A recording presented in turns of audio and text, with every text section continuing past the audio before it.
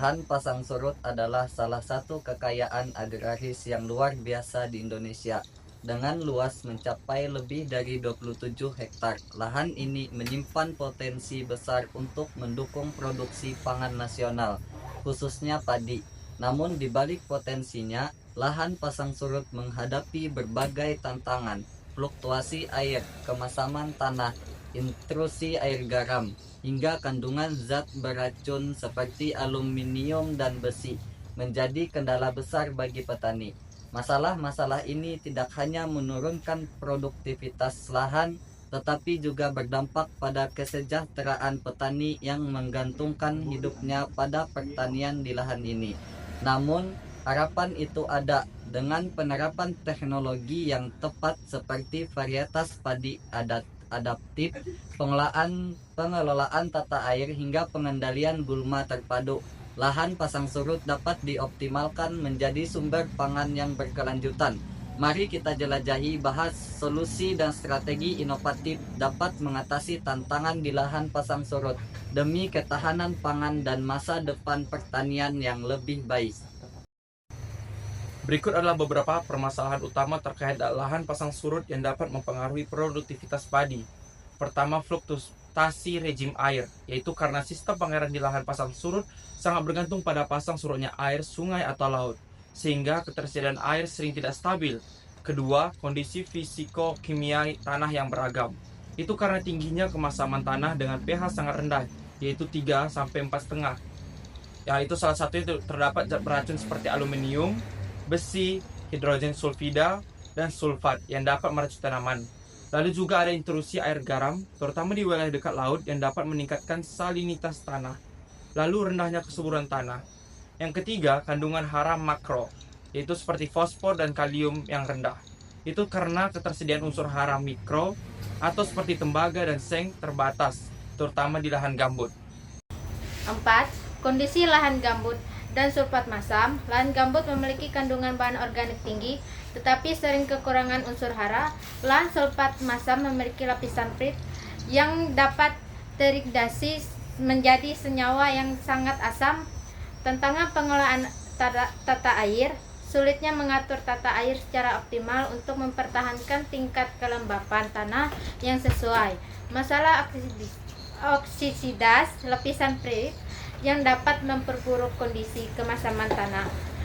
Masalah biologis, serangan hama dan penyakit tanaman.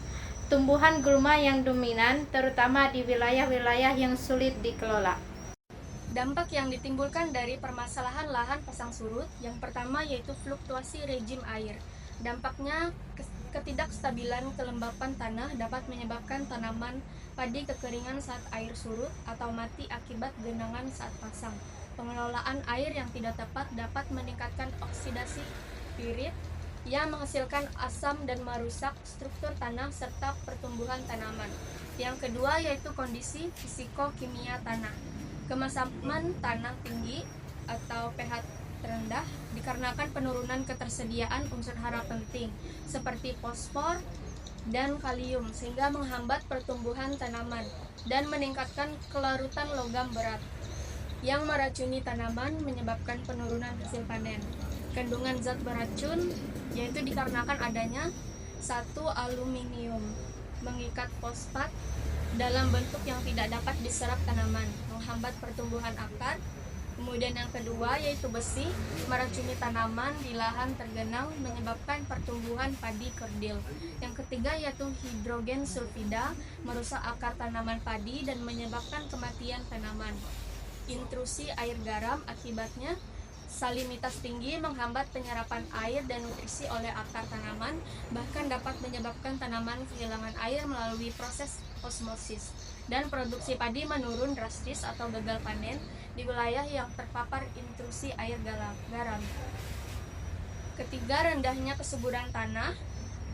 Dampaknya yaitu tanah tidak mendapat nutrisi makro seperti N, P, dan K dan mikro yang cukup untuk pertumbuhan optimal. Penurunan hasil panen akibat defisiensi hara esensial. Lahan gambut yang miskin nutrisi menjadi tidak produktif jika tidak dilakukan perbaikan kesuburan tanah. Keempat yaitu lahan gambut dan sulfat masam. Lahan gambut dikarenakan Tingginya kandungan bahan organik yang belum terdekomposisi menyebabkan keterbatasan aerasi dan drainase tanah, sehingga tanah menjadi tidak stabil dan mudah subsiden atau mengempis, menyebabkan penurunan daya dukung lahan. Sedangkan lahan sulfat masam karena oksidasi lapisan pirit menghasilkan asam sulfat yang menurunkan pH tanah hingga 2-3, merusak kesuburan tanah dan membunuh mikroorganisme tanah dan keracunan Fe dan Ai menyebabkan pertumbuhan tanaman khususnya akar sehingga hasil panen sangat rendah. 5. Serangan hama, penyakit dan gulma. Dampak serangan hama dan penyakit seperti haur daun dan blas dapat mengurangi hasil panen hingga gagal total. Dan pertumbuhan gulma yang dominan di lahan pasang surut mengurangi akses tanaman padi terhadap cahaya, air, dan nutrisi. Keenam, tata air yang tidak optimal. Dampak ketidakmampuan untuk mengatur tata air menyebabkan genangan yang terlalu dalam atau kekeringan pada lahan, mengganggu pertumbuhan tanaman. Oksidasi lapisan pirit akibat tata air buruk, meningkatkan kandungan zat beracun dalam tanah, menyebabkan lahan menjadi tidak subur. Ketujuh, salinitas dampaknya pada konsentrasi garam yang tinggi. Tanaman tidak dapat menyerap air dan hara secara efektif, menyebabkan tanaman stres, dan salinitas juga dapat menyebabkan perubahan struktur tanah menjadi keras, sehingga menghambat pertumbuhan akar dan mengurangi produktivitas lahan. Solusi atau strategi untuk mengatasi masalah pada lahan pasang surut agar dapat meningkatkan produktivitas padi. 1. Pemilihan varietas unggul yang adaptif. Guna varietas padi yang tahan terhadap cengkaman lingkungan seperti salinitas, kemasaman tinggi, dan keracunan logam berat. Contoh varietas spesifik pasang surut: Banyu Asin, Batanghari, Indragiri, Margasari.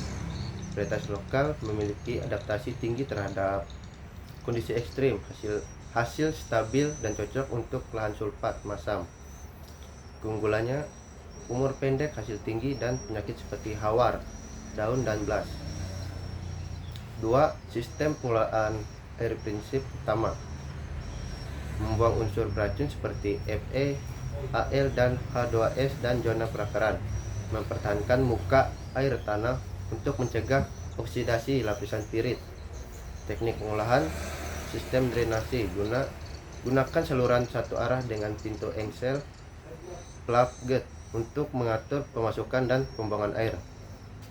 Saluran tabat dengan stop plug untuk menjaga stabilitas muka air tanah. Pencucian lahan: pertahankan muka air tanah di atas lapisan pirit untuk mencegah oksidasi. Manfaatnya: stabilitas kelembapan tanah, peningkatan ketersediaan air, dan pengurangan keracunan tanah. 3. Penyiapan lahan teknik tanpa olah tanah atau TO.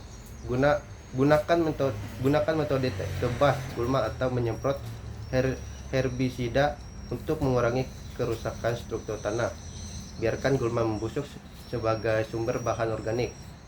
Pengolahan dengan traktor cocok untuk lahan potensial dengan lapisan pirit di dalam kurang lebih 50 cm. Hindari pembakaran merusak bahan organik, mengurangi kesuburan tanah, dan mengganggu ekosistem. 4. Pengelolaan hara dan amelioran untuk memperbaiki kesuburan tanah. Gunakan dolomit atau kapur untuk menaikkan pH tanah dan menetralkan racun seperti Fe dan Al. Tambahkan bahan organik seperti kotoran ayam, kompos untuk meningkatkan kapasitas tukar kation atau KTK. Dan ketersediaan hara pemupukan berimbang sesuaikan dengan kebutuhan lahan, contoh N-P2O5 KO, dan tambahkan CuSO atau JnSO untuk lahan gambut.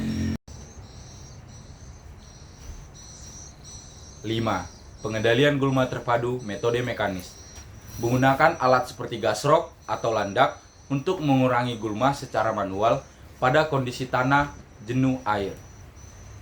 Penyiangan 2 kali, 10-15 HST atau 15 HST untuk hasil yang maksimal. Metode kimiawi, semprot herbisida pratumbuhan atau pasca tumbuh terkandung pada kondisi tanah. Gunakan herbisida selektif untuk mencegah keracunan pada tanaman padi muda. Keenam, penentuan pola tanaman. Pola tanaman berdasarkan tipe luap air. Tipe A, tergenang pasang maksimum. Padi 2 kali setahun. Tipe B, tergenang pasang besar. Padi-padi atau padi palawijaya. Tipe C, tidak tergenang air tanah kecil dari 50 cm. Padi palawijaya. Tipe D, tidak tergenang air tanah besar dari 50 cm. Palawijaya atau tanaman tumbuhan. Manfaat optimalisasi pemanfaatan lahan seperti kondisi spesifik lokalita. 7. Strategi peningkatan produktivitas, revitalisasi, dan rehabilitasi lahan. Terapkan teknologi pengolahan spesifikasi lokalita untuk mengoptimalkan potensi lahan. Penerapan teknologi pengolahan tanaman terpadu atau PTT. Kombinasi antara varietas adaptif, pengolahan hera dan air, pola tanaman, serta pengendalian gulma terpadu. Kedelapan, edukasi dan pendampingan petani. Pentingnya edukasi. Pelatihan kepada petani mengenai teknologi lahan pasang surut, pemupukan berimbang, dan pengendalian hama terpadu. Sekian presentasi yang dapat kami sampaikan. Jika ada kesalahan mohon maaf dan terima kasih.